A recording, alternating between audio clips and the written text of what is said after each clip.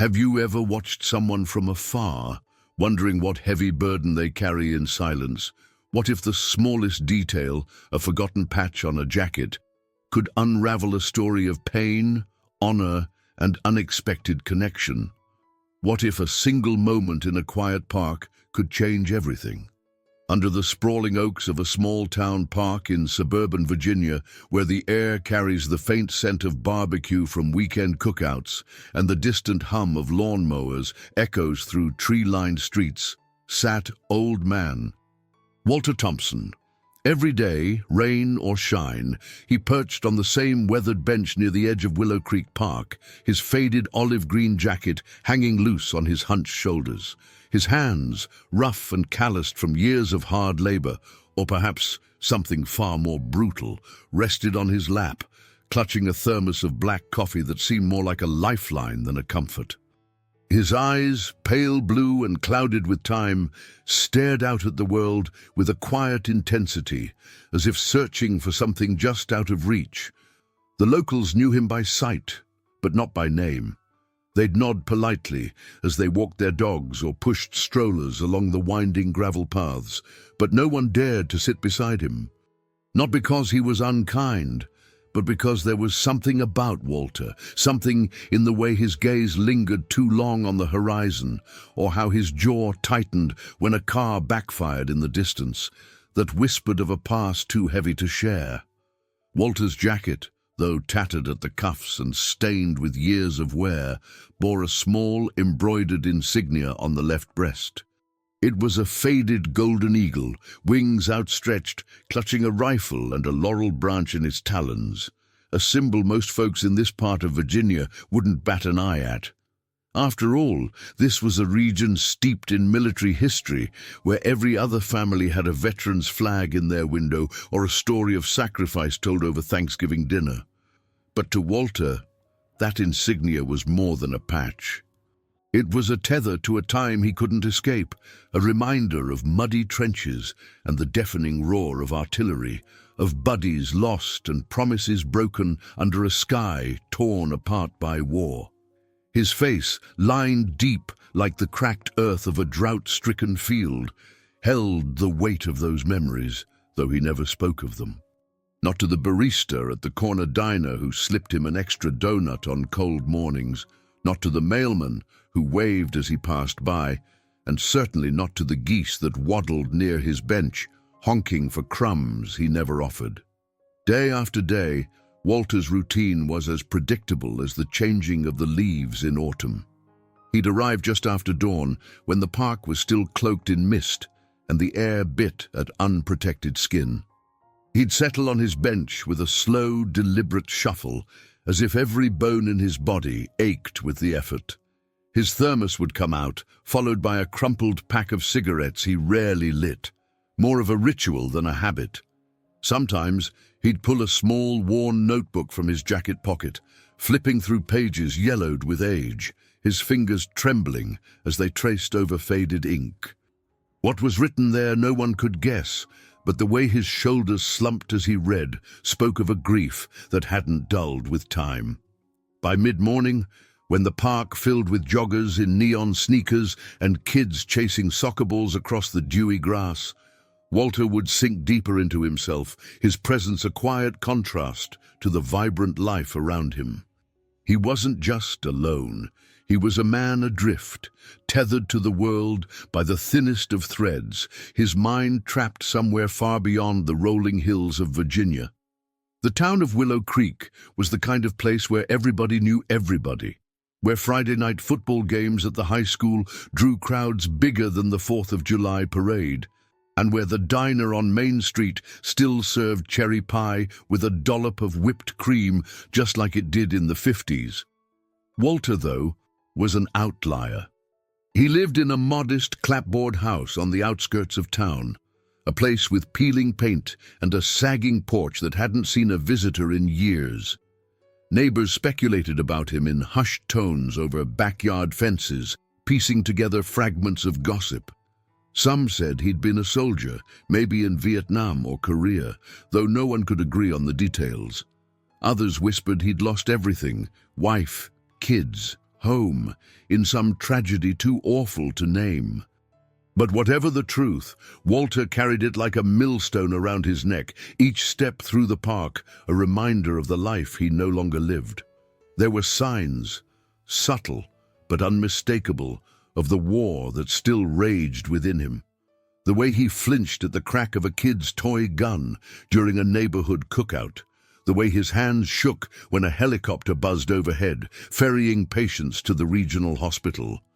The way he'd sometimes mutter under his breath, words too soft to catch, but heavy with regret.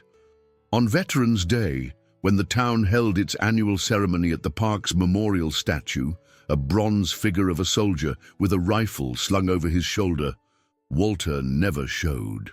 While others laid wreaths and recited pledges, he stayed on his bench, far from the crowd, his eyes fixed on the ground as if the weight of memory might crush him if he looked up. He didn't need a ceremony to remember. The scars, both visible and hidden, were reminder enough. Yet life, even in its brokenness, has a way of moving forward, doesn't it? Walter tried, in his own quiet way, to keep pace. He'd stop by the local hardware store on Saturdays, picking up odds and ends for projects he never seemed to finish. He'd nod at the cashier, a gruff mornin escaping his lips, though his heart wasn't in it. He'd sit through church services on Sundays at the old Baptist chapel, not because of faith, but because it was what folks expected, and Walter had long ago learned to play the part. But every day, without fail, he'd return to that bench. It was his anchor, his place of penance, where the ghosts of yesterday could sit beside him without judgment. And though he'd never admit it, there was a part of him, buried deep beneath layers of loss, that waited. For what? He couldn't say.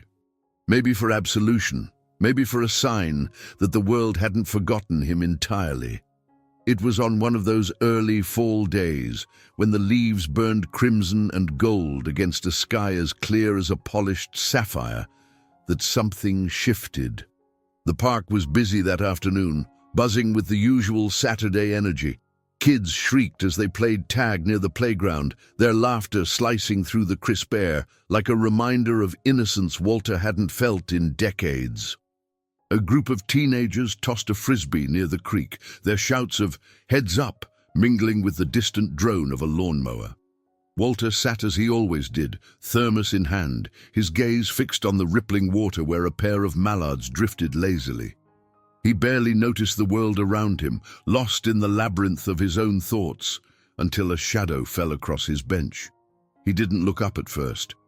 People passed by all the time, their footsteps a fleeting intrusion he'd learned to ignore. But this shadow lingered, accompanied by a soft, hesitant voice, one that trembled just enough to pull him from his reverie. "Excuse me, sir. Is that a 101st Airborne patch on your jacket?" The words cut through the haze of his mind like a blade, sharp and unexpected. Walter's head snapped up, his pale eyes narrowing as they met those of a young girl standing before him. She couldn't have been more than 12, with freckles dusting her nose and a pair of braids swinging as she tilted her head curiously. She wore a faded denim jacket over a t-shirt, emblazoned with the logo of a local 4-H club, her hands fidgeting nervously at her sides. Walter blinked, caught off guard by the question. His fingers instinctively brushed over the insignia on his jacket, as if confirming it was still there, a relic he hadn't thought about in years. His throat tightened, a flood of memories threatening to spill over, a parachute drop under a moonless sky, the crack of gunfire in a foreign jungle, the weight of a brother in arms slung over his shoulder as he ran through hell itself. He hadn't heard that unit name spoken aloud in decades, not since the day he'd hung up his uniform and sworn never to look back. And yet, here was this girl, her wide hazel eyes searching his face for something he wasn't sure he could give.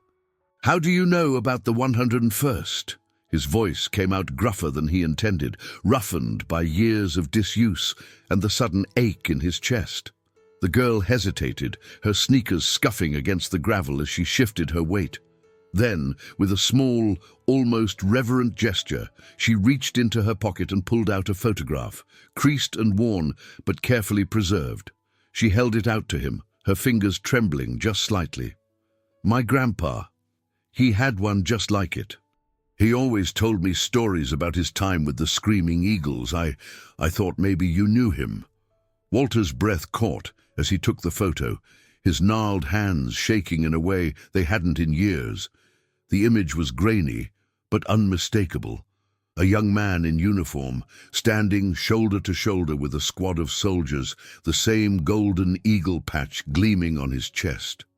And there, in the center of the frame, was a face Walter hadn't seen in over 50 years. A face he'd last seen through the haze of smoke and blood, in a moment he'd spent a lifetime trying to forget. His eyes burned as he looked up at the girl, her hopeful expression piercing through the walls he'd built around his heart. What was your grandpa's name, kid?" he asked, his voice barely above a whisper, knowing full well the answer might shatter him all over again. Walter's fingers lingered on the edges of the worn photograph, his thumb brushing over the faded image as if he could reach through time and pull the past back into the present. The face staring back at him from that grainy snapshot was one he'd buried deep, locked away in the darkest corners of his mind. But here it was, undeniable, pulling the ground out from under him. His chest tightened, a familiar ache blooming there, sharp and raw, like a wound reopened after years of uneasy healing. He forced himself to look away from the photo, his pale blue eyes meeting the girl's hopeful gaze. Her name, he didn't know yet, but those hazel eyes, so full of innocent curiosity, cut through him like shrapnel. "What was your grandpa's name, kid?" he repeated, his voice rougher now, almost a growl, as if saying the words again might shield him from the answer. But there was no shield for this. His hands, still trembling, gripped the photo tighter, the paper crinkling under the pressure. He could feel the weight of every year, every sleepless night, pressing down on him, and for a moment he wished he could just stand up and walk away. Leave the park, leave the girl, leave the ghosts that had haunted him for over half a century. But he didn't move. He couldn't, not with her standing there, waiting for something he wasn't sure he could give. The girl bit her lip, her hands fidgeting as she spoke. "His name was Daniel Harper. Did you know him?" Her voice was small, but it carried a weight of its own, a longing that mirrored the one Walter had carried silently for so long. The name hit him like a punch, stealing the air from his lungs. Daniel Harper. Of course, it was Daniel, the man who'd stood by him through the worst of it, who'd shared foxholes and rationed cigarettes under a sky that never stopped raining bullets. The man whose laugh, rough and reckless, could cut through the dread of war like nothing else, and the man whose last moments Walter had replayed in his mind 1,000 times, each replay sharper, crueler than the last. His jaw clenched, and he lowered his gaze back to the photo, unable to meet her eyes. "Yeah," he muttered, the words scraping out of him like gravel. "I knew him." He didn't elaborate, didn't want to, but the memories were already clawing their way to the surface. The smell of damp earth and gunpowder, the distant scream of artillery, the weight of Daniel's body as Walter dragged him through the mud, praying to a God he wasn't sure existed that they'd make it out alive. They hadn't. Not really. Daniel's blood had stained Walter's hands, literal and figurative, and no amount of time could wash it away. The guilt was a living thing inside him, gnawing at the edges of his soul, and now, here in this quiet park in suburban Virginia, it had found him again through the eyes of a child. The girl shifted her weight, her sneakers scuffing the gravel again. "He used to tell me stories about his friends from the war. He said they were like brothers, that they'd do anything for each other." Her voice wavered, and Walter could hear the unspoken question beneath her words. "Were you one of those brothers? Did you do everything for him?" He wanted to answer, to tell her something comforting, something that would ease the ache in her young heart. But the words wouldn't come. Instead, his mind churned with the things he couldn't say, the things he'd never told anyone. How he'd hesitated in that critical moment, frozen by fear when Daniel needed him most. How he'd lived every day since wondering if a split-second decision could have changed everything. He cleared his throat, forcing himself to speak. He was a good man, your grandpa. Better than most. It was all he could manage, and even that felt like a lie. Daniel had been better than him, braver, quicker to act, quicker to laugh even when the world was falling apart around them. Walter had survived, but at what cost? He handed the photo back to her, his fingers lingering for just a moment before letting go, as if holding onto it might keep the memories at bay. But they were already loose, spilling over like a dam breached after decades of strain. The girl took the photo, clutching it close to her chest. My name's Emily, by the way. Emily Harper. Grandma says I'm a lot like him, always asking questions, always poking around where I'm not supposed to. She gave a small, nervous smile, and Walter felt something crack inside him. That smile, it was Daniel's, or close enough to it that it hurt to look at. He nodded, not trusting his voice, and looked out over the creek, where the water rippled under the weight of falling leaves.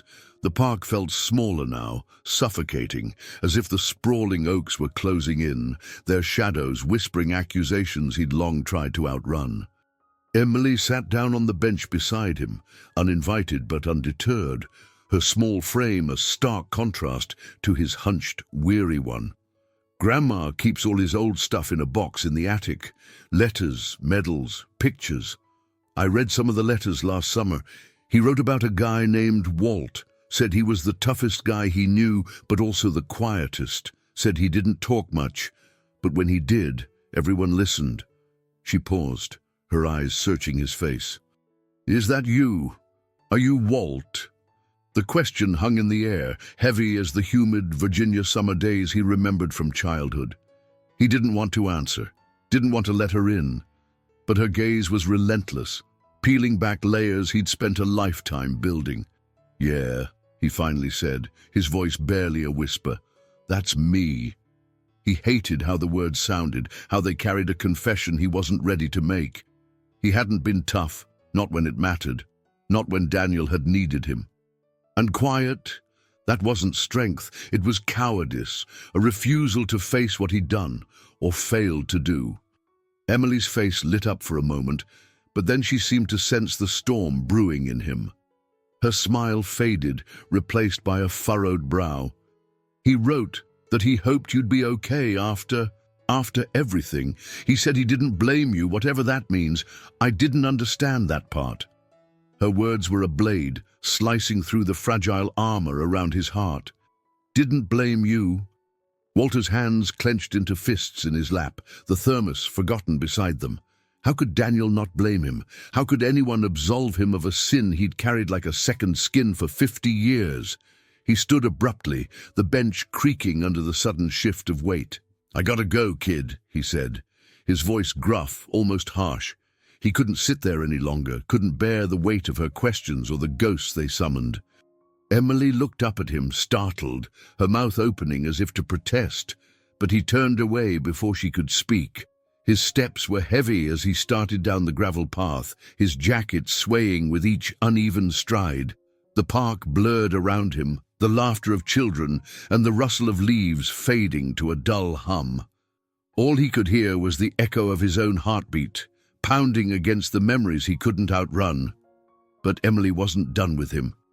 Her voice cut through the haze, small but determined. Wait, Mr. Walt, please. He heard the crunch of gravel as she ran after him, her sneakers slapping against the ground. He didn't stop, didn't want to, but she caught up, darting around to stand in front of him, her braids bouncing with the effort. I'm sorry if I said something wrong. I wanted to know more about him. Grandma doesn't talk about the war, and Mum says it's too sad to bring up. You're the only one I've met who really knew him. Her eyes were wide, pleading, and Walter felt the fight drain out of him, replaced by a bone-deep weariness. He sighed, running a hand over his face, the roughness of his palm scraping against stubble. "It ain't about you, kid. It's complicated, more than you can understand." His words were clipped, but there was a tremor beneath them, a crack in the wall he'd built so carefully. Emily tilted her head, studying him in a way that made him feel exposed, raw. "Maybe I don't understand," she said quietly, "but I'd listen if you wanted to tell me. Grandpa always said talking helped, even when it hurt." Her words were an echo of Daniel's, so close to something he'd said on a long-ago night under a sky split by tracer fire that Walter nearly staggered. Talking helped. Daniel had believed that, had tried to get Walter to open up even when the weight of their losses made every word feel like a betrayal. But Walter had never been good at it. Not then, not now. He looked away, his gaze drifting to the distant horizon where the Blue Ridge Mountains loomed, a jagged reminder of the vast, untamed beauty of this part of Virginia. Those mountains had been a backdrop to his youth, a place of solace before the war claimed him. Now they felt like a barrier, something he could never cross to get back to the man he'd been. "Some things are better left buried," he said finally, his voice low, almost a growl. But even as he spoke, he knew it wasn't true. The past wasn't buried. It was alive, breathing, standing in front of him in the form of a 12-year-old girl with her grandfather's smile. Emily's face fell, but she didn't argue. Instead, she reached into her pocket and pulled out a small, folded piece of paper, holding it out to him. "I wrote down my address. Grandma and I live just a few streets over. If you ever change your mind, or if you just want to see some of his stuff, you can come by. I think he'd want you to." Walter stared at the paper, his hand hovering as if touching it might burn him. He didn't want it, didn't want the responsibility of it, but something in her expression, the quiet hope, the stubborn determination, made him take it. He folded it into his jacket pocket, the same one where he kept that worn notebook, and gave a curt nod. "I'll think on it," he said, though he wasn't sure he meant it. Emily gave him a small smile, stepping back as if sensing he needed space, and he turned away again, this time walking with a purpose he didn't feel. The rest of the day passed in a fog. Walter didn't return to his bench, didn't go home to his sagging porch and peeling paint. Instead, he wandered, his feet carrying him along the winding paths of Willow Creek Park until the sun dipped low, painting the sky in streaks of amber and crimson. He found himself at the edge of the park, near the old memorial statue he'd avoided for years. The bronze soldier stood tall, rifle slung over its shoulder, a silent sentinel of sacrifice. Walter hadn't come here by choice, not consciously, but now that he was standing before it, he couldn't move. The names etched into the base of the statue were a litany of loss, and though Daniel's wasn't among them, his body had been laid to rest far from here. The weight of his absence was just as heavy. He pulled the folded paper from his pocket, staring at Emily's neat, childish handwriting. An address, a lifeline, a Pandora's box he wasn't sure he could open. His other hand dipped into the pocket, brushing against the edge of his notebook, the one filled with half-written thoughts and unspoken apologies. He hadn't added to it in months, maybe years, but the urge to write now was almost overwhelming. To put down what he felt, to confess what he'd carried for so long, but the words wouldn't come, not yet. Instead, he tucked the paper away again, his gaze returning to the statue, to the mountains beyond, to the ghosts that lingered in every shadow. That evening, as darkness settled over Willow Creek, Walter found himself outside the local diner on Main Street, the neon sign flickering above him like a beacon. He hadn't planned to go inside, hadn't planned to do anything but walk until his legs gave out. But the warmth spilling from the windows drew him in. The bell above the door chimed as he entered, and the barista, the same one who slipped him extra donuts on cold mornings, gave him a surprised nod. "Didn't expect to see you this late, Walter," she said. her tone light but her eyes sharp, as if she could see the storm brewing in him. "Just passing through," he mumbled, sliding into a booth near the window. She brought him a cup of black coffee without asking, and he stared into its dark depths, seeing nothing but the past. Across the room, a jukebox played a scratchy rendition of an old country song, something about lost love and long roads, and it grated against his frayed nerves. He didn't want to be here, didn't want to be anywhere, but the thought of going home to an empty house was worse. So he sat, letting the minutes crawl by, until a familiar voice broke through the haze. "Mind if I join you?" It was Emily's grandmother, or so he assumed from the way she carried herself, straight-backed, with a quiet strength in her lined face. Her grey hair was pulled into a neat bun, and her eyes, though tired, held a spark of recognition. Walter tensed, his grip tightening on the coffee mug, but he didn't say no. She slid into the booth across from him, her hands folded on the table, a small, faded photograph album tucked under her arm. "Emily told me about your meeting today. She hasn't stopped talking about it. I'm Margaret Harper, Daniel's wife." Her words were a quiet detonation, and Walter felt the air rush out of him. Margaret. He remembered Daniel talking about her, writing letters to her in the dim light of a muddy trench, his face softening in a way Walter had envied. He nodded, unable to speak, and she continued, her voice steady, but laced with an old, deep sorrow. "I don't know what you've been through, Walter, and I won't pretend to, but I know my husband thought the world of you, and I know he'd hate to see you carrying whatever it is you're carrying all by yourself."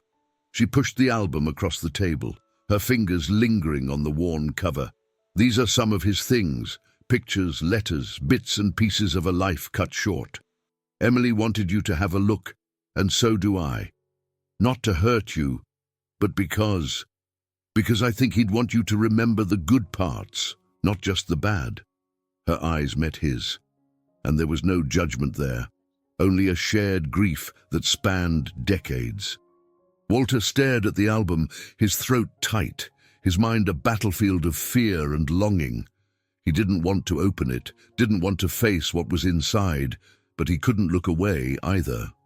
"I don't know if I can," he said finally, his voice barely audible over the hum of the diner.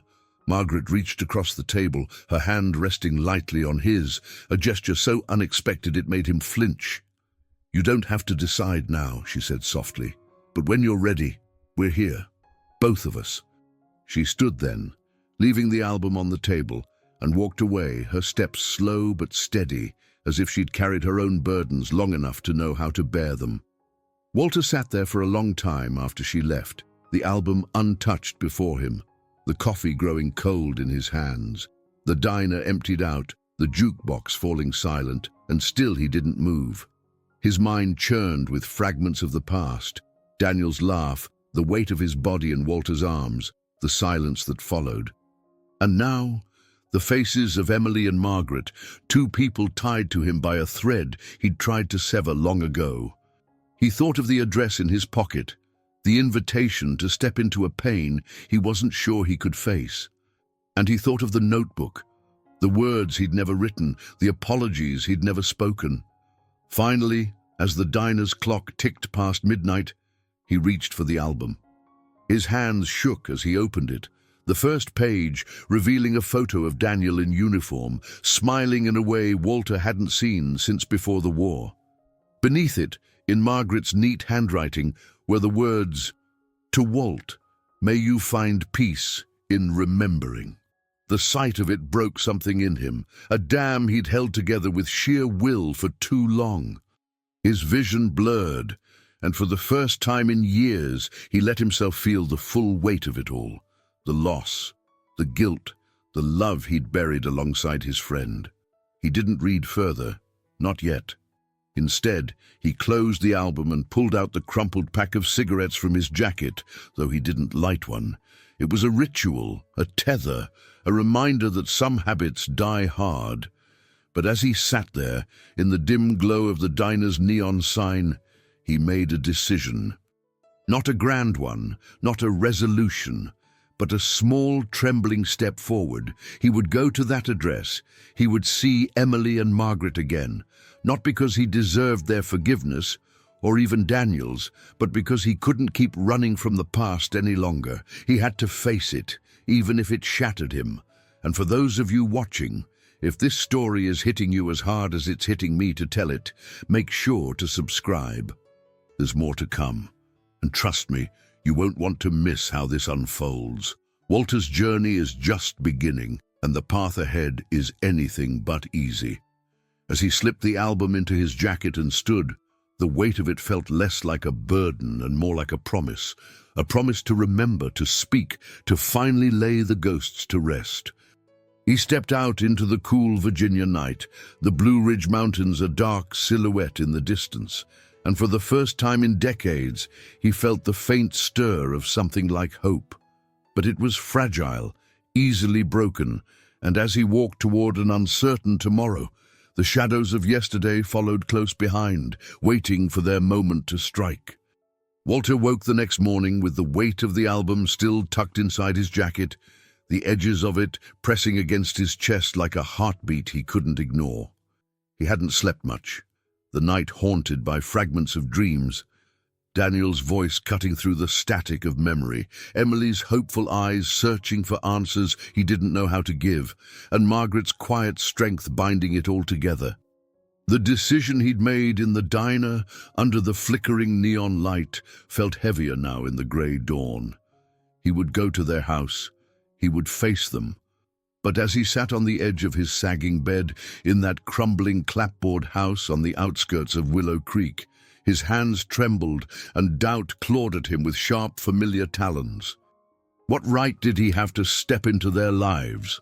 What right did he have to dredge up a past he'd spent 50 years trying to bury, when every word he might speak could shatter the fragile peace they'd built without him? He moved through the morning with a sluggishness that mirrored the fog outside his window, the world cloaked in a mist that seemed to seep into his bones. The address Emily had scribbled on that piece of paper burned a hole in his pocket, a quiet demand he couldn't ignore, even as every instinct screamed at him to stay away. He pulled on his faded olive-green jacket, the 101st Airborne patch a silent witness to the man he'd been, and stepped out into the damp Virginia air. The walk to their street wasn't far, just a few blocks past the old Baptist chapel and the diner where Margaret had left him, with more than just an album. But each step felt like a march through enemy territory, his heart pounding with the same dread he'd felt under a sky torn apart by war. What would he say when he got there? How could he look into Margaret's eyes and admit the things he'd never admitted to himself? The guilt, the failure, the moment he'd frozen when Daniel needed him most. It was a confession too heavy to speak, yet it sat on his tongue like ash, waiting to spill over. As he turned onto their street, a quiet lane lined with modest homes and neatly trimmed lawns, the tension coiled tighter in his chest, a vice that squeezed until he could hardly breathe. The house matched the address, number 47, a white two-story with a small porch adorned with potted mums and a faded American flag hanging by the door. It was the kind of home that spoke of resilience, of people who'd weathered storms, but still found a way to plant flowers. Walter stopped at the edge of the property, his boots rooted to the cracked sidewalk, his hands shoved deep into his pockets as if they could hold back the storm inside him.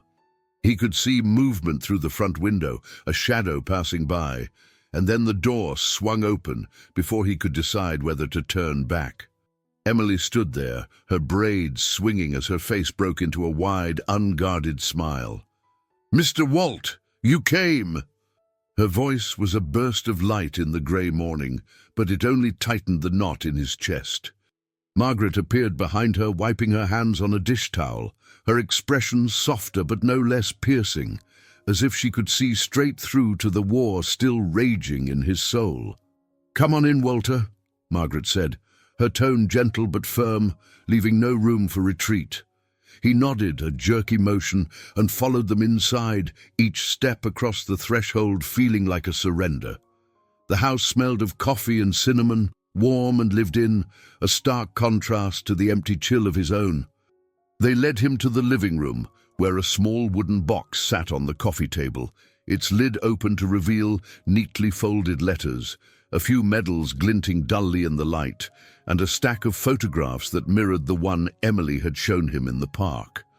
Walter's breath hitched at the sight, his fingers itching to touch, but held back by a fear so deep it felt carved into his bones.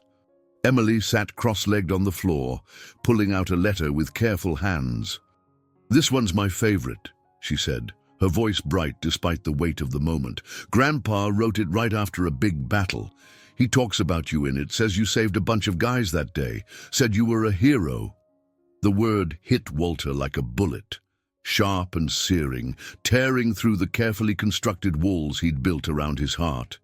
Hero. He wanted to laugh, a bitter, broken sound, but it stuck in his throat. He hadn't been a hero that day, or any day after. He'd been a man paralyzed by fear, a man who'd hesitated when it mattered most, who'd watched Daniel bleed out in the mud because he couldn't move fast enough, couldn't think fast enough. His hands clenched into fists in his lap, the knuckles whitening, and he felt the room shrink around him, the walls pressing in with the weight of unspoken truths. Margaret must have seen it, the crack in his armor, because she leaned forward, her hand resting lightly on the arm of his chair. "Walter," she said quietly, her voice a lifeline in the storm, "whatever you're holding on to, it's not the whole story. Daniel wrote about that day too, not in the letters Emily's read, but in others I've kept. He didn't blame you. He never did. He said if anyone was to blame, it was the war itself, not the men caught in it." Her words were a blade, cutting deeper than he thought possible, not with pain, but with something far more dangerous. Absolution. Walter's vision blurred, the edges of the room softening as memories surged to the surface, vivid and unrelenting. He saw Daniel's face, blood-streaked but still smiling, telling him to keep going, to get out even if he couldn't. He heard the deafening silence that followed, the weight of a loss he'd never learned to carry. And now, here in this quiet living room in suburban Virginia, with a child and a widow watching him with unearned kindness, he felt the dam inside him crack open, a flood he couldn't stop even if he wanted to. "I should have done more," he rasped, his voice raw, the confession spilling out before he could pull it back. "I froze. I let him down. I've been letting him down every day since, just by living when he couldn't." The words hung heavy in the air, a truth he'd never spoken aloud, not to anyone, not even to the shadows that haunted his sleepless nights. Margaret didn't flinch, didn't look away. She reached for a letter from the box, unfolding it with steady hands, and read a line in a voice that trembled only slightly. "Walt's carrying more than he should, Meg. If I don't make it, tell him it ain't his fault. Tell him to live, really live, for both of us." She paused, her eyes meeting his, and in that moment Walter felt the weight of 50 years shift, if only by a fraction. Emily, wide-eyed and silent until now, crawled closer, her small hand resting on his knee, a gesture so innocent it broke him further. "Grandpa wouldn't want you to be sad forever, Mr. Walt," she said, her voice small but certain. "He'd want you to have friends, like me." The simplicity of it, the childlike faith in healing, was too much. Walter bowed his head, his shoulders shaking with a grief he'd held at bay for decades, and for the first time since the war he let himself cry, not just for Daniel, but for the man he'd been, the man he'd lost, the man he might never find again. The tears didn't last long, but they left him hollowed out, a shell of himself sitting in that warm, cinnamon-scented room with two people who refused to let him drown. When he finally looked up, wiping his face with the back of a trembling hand, Margaret handed him a small, tarnished medal from the box.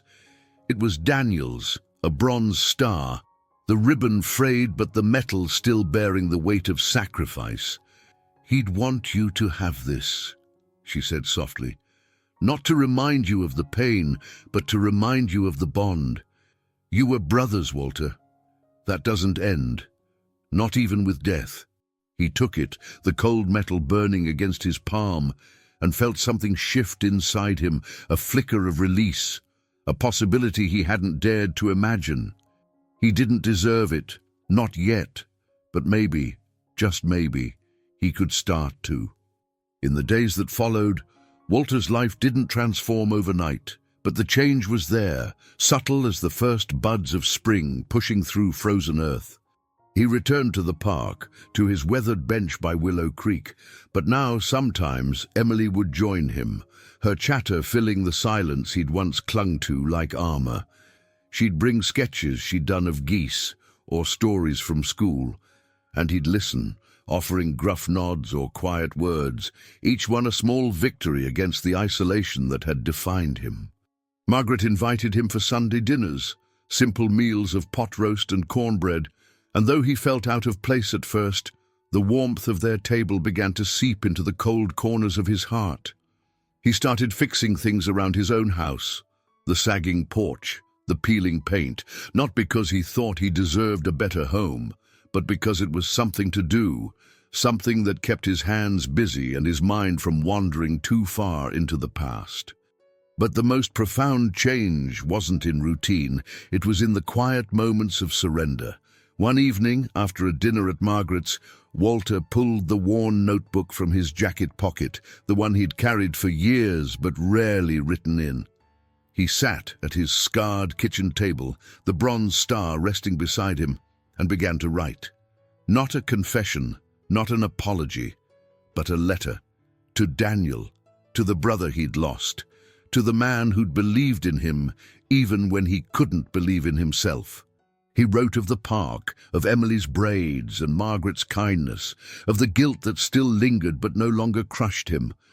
And when the words ran out, he folded the letter and tucked it into the album Margaret had given him, a final act of release. It wasn't forgiveness, not fully, but it was a step toward it, a sacrifice of the silence he'd wielded as both shield and prison. Weeks later, on a crisp morning when the Virginia air carried the bite of coming winter, Walter walked to the edge of Willow Creek Park, the bronze star heavy in his hand. He hadn't told Margaret or Emily where he was going, hadn't wanted to burden them with the weight of this final gesture. At the base of the old memorial statue, where the names of the fallen were etched into stone, he knelt, the gravel biting into his knees through worn jeans. He didn't pray. Hadn't in years, but he pressed the medal into the earth, a quiet offering to a friend who'd never see this place, to a war that had taken too much from too many. The metal glinted briefly in the weak sunlight before disappearing under a layer of dirt, buried but not forgotten, a tether to a past he could finally begin to let go of. As he stood, brushing the earth from his hands, he felt the ghosts ease their grip. Just a little. Their whispers softer now, less accusing. Time, he thought, was a strange beast, cruel in its relentless march, but sometimes in its quiet mercy it offered a chance to heal, to rebuild on the ruins of what once was. And for all of you watching, if Walter's story has stirred something in you, if it's reminded you of the burdens we carry and the hope of laying them down, I'd love to hear from you. Drop a comment with "I believe in healing" if this touched your heart, and share this with someone who might need to know they're not alone in their struggles. Subscribe for more stories like this, because every journey deserves to be told, and every ending deserves a chance at hope. As Walter walked away from the statue, the Blue Ridge Mountains loomed in the distance, their jagged peaks a silent witness to his quiet transformation. The park stretched out before him, alive with the hum of life, children's laughter, the rustle of leaves, the steady flow of the creek, and for the first time in decades, he didn't feel like a stranger in it. The road ahead was uncertain, paved with memories that would never fully fade, but as he headed toward his bench, where Emily might be waiting with a new story to share, he carried something new in his step. Not peace, not yet, but a flicker of it, a fragile, hard-won thing that whispered of rebeginnings, of the slow, steady work of mending what war had broken, one day, one memory, one connection at a time.